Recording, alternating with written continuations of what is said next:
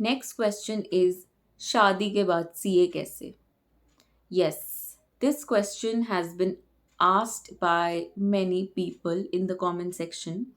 So, to answer this, I would just say that I was given immense support here, and it was a kind of, a positive force कि इतनी मेहनत की है अभी तक, सिर्फ एक ग्रुप की बात है.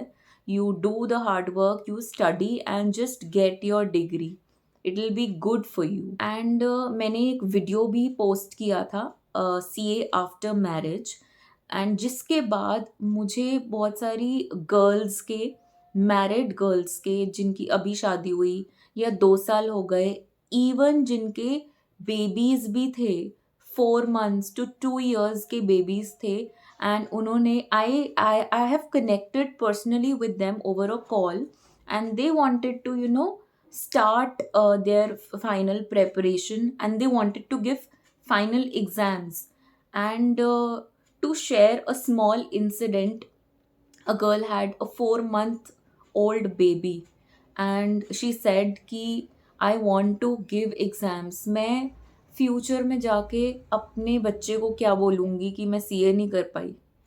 It's not a bad to not to do CA or to leave CA in between, but हर किसी का परसेप्शन, हर किसी की थिंकिंग अपने लिए अलग होती है. तो मुझे वो सुन के बहुत अच्छा लगा था. So I have connected with few girls, and we have discussed whatever their issues were.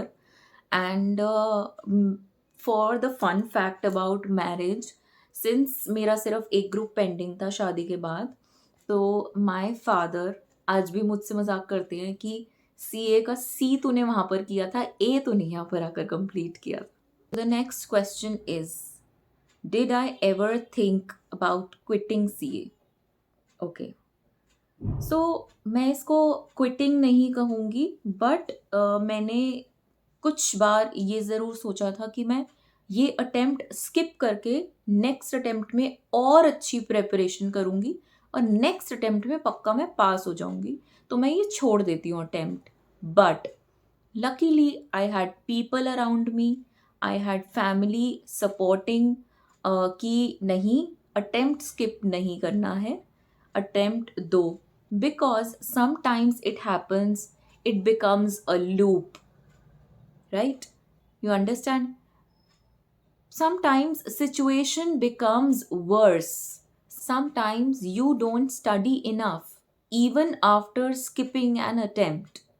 And frankly मैं बोलूँ तो ये सिर्फ मेरा एक डर था जो कुछ अटेम्प्ट्स देने के बाद मेरे अंदर आ गया था. मुझे एग्ज़ाम से थोड़ा डर लगने लग गया था, तो इसीलिए शायद मेरे माइंड में ये थॉट आता था कि मैं ये अटेम्प्ट छोड़ दूँ और नेक्स्ट अटेम्प्ट के लिए प्रिपेयर करूँ अच्छे से. एंड एक बार और ऐसा हुआ था जब शादी के बाद मैंने अटेम्प्ट दिया था, and I was waiting for my results, and मैंने अपने माइंड में कहीं ना कहीं ये सोच रही थी कि अगर इस बार भी मेरा क्लियर नहीं हुआ तो मुझे आगे अटेम्प्ट देना है या नहीं देना, उसके लिए मुझे कुछ तो कंटेम्पलेशन करना ही पड़ेगा. बट लकीली मैं क्लियर तो नहीं हुई, but luckily I got an exemption in one subject. तो फिर तो क्या था, मैं नेक्स्ट अटेम्प्ट कैसे छोड़ सकती थी, क्योंकि अब सिर्फ 3 सब्जेक्ट्स बचे थे. तो आई वॉज लकी कि वो मुझे एग्जामिशन मिली, और नेक्स्ट अटेम्प्ट में तो मैंने 3 सब्जेक्ट्स दिए and I became a CA. सच बताऊं तो मेरे लिए एग्ज़ाम्स देना तो डिफ़िकल्ट हो ही रहा था because of multiple attempts, but उससे ज़्यादा डिफ़िकल्ट था मेरे लिए ये डिसीजन लेना of quitting CA peacefully. So I knew कि it is hell difficult for me to take that quitting decision. तो बस मुझे करना ही था, और आज मैं सीए हूँ भी उसी वजह से, क्योंकि परसिवरेंस रही तभी मैं सीए बन पाई इतने अटेम्प्ट्स के बाद भी. So the next question, how did you keep yourself motivated after several attempts? Didn't you criticise yourself? For this question, I would say I am grateful for my family, since मेरे major attempts वहीं थे, वहीं मैं fail हुई इतना. तो they were there for me. And जब मेरे friends पूछते थे कि मम्मी पापा ने कुछ कहा या क्या कहा, तो आई वुड से कि मेरे मम्मी-पापा ने बस यही कहा कि अगली बार और अच्छे से मेहनत करना, और अच्छे से पढ़ना, यहाँ से पढ़ो, वहाँ से पढ़ो, टीचर्स से पूछो। But I don't know, I feel sad about it कि कुछ मेरे फ्रेंड्स के पेरेंट्स बहुत डाँटते थे उनको about not being able to पास।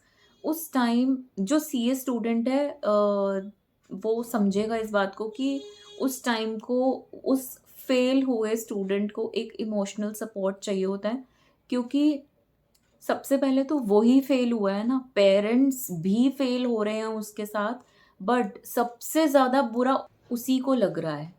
तो आई थिंक उस वक़्त एक इमोशनल सपोर्ट देकर हम बाकी सारी बातें थोड़ी बाद में कर लें, when the emotions get a little settled.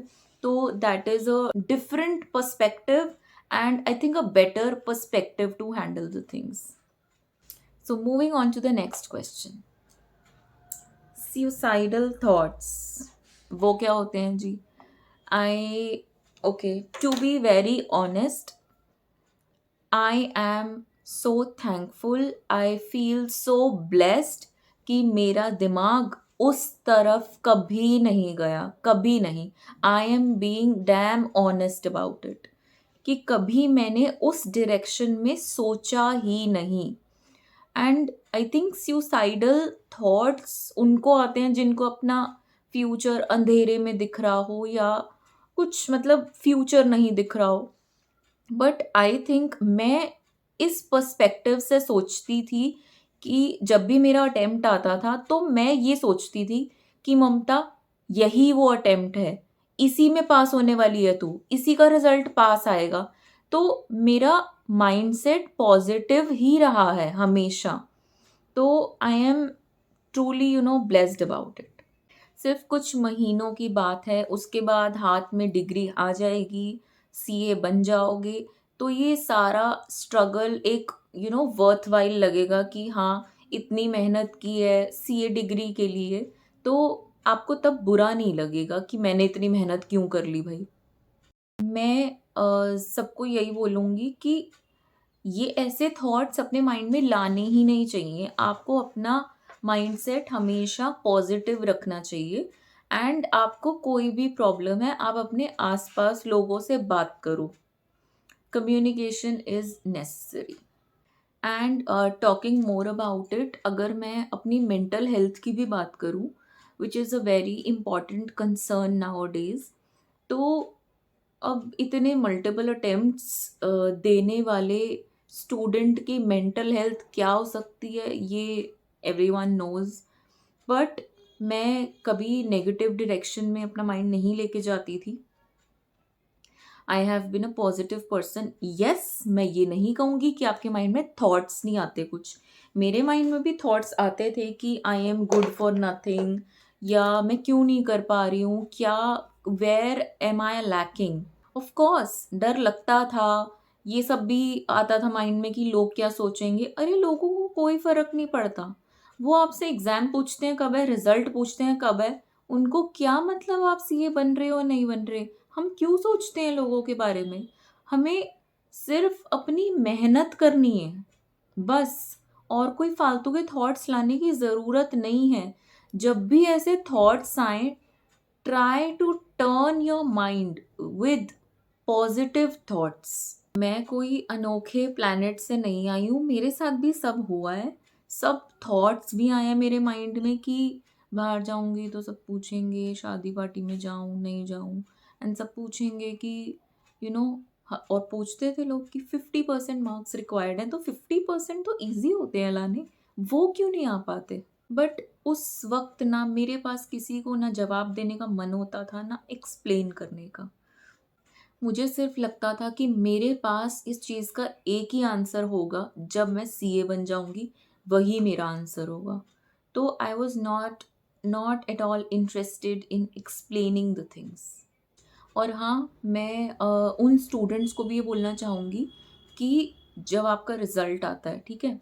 तो मैं क्या करती थी, जब मेरा फेल रिज़ल्ट आता था, तो मैं ये करती थी कि मैं 4 दिन, 5 दिन, 1 हफ्ता जो मुझे लेना होता था, मेरा माइंडसेट ये था भई आप 4 दिन ले लो, 5 दिन ले लो, 1 हफ्ता ले लो, रो लो, दुखी हो लो, जो मर्ज़ी कर लो। बट 1 हफ्ते बाद आपको फिर से पढ़ने बैठना है और आपको फिर दुःख, रोना सब भूल के बैठना है। So, yes, these were all the questions, and I think I have answered all your queries, curiosities, and everything. So, we'll meet soon again in the next video. Till then, happy studying, take care, and bye bye.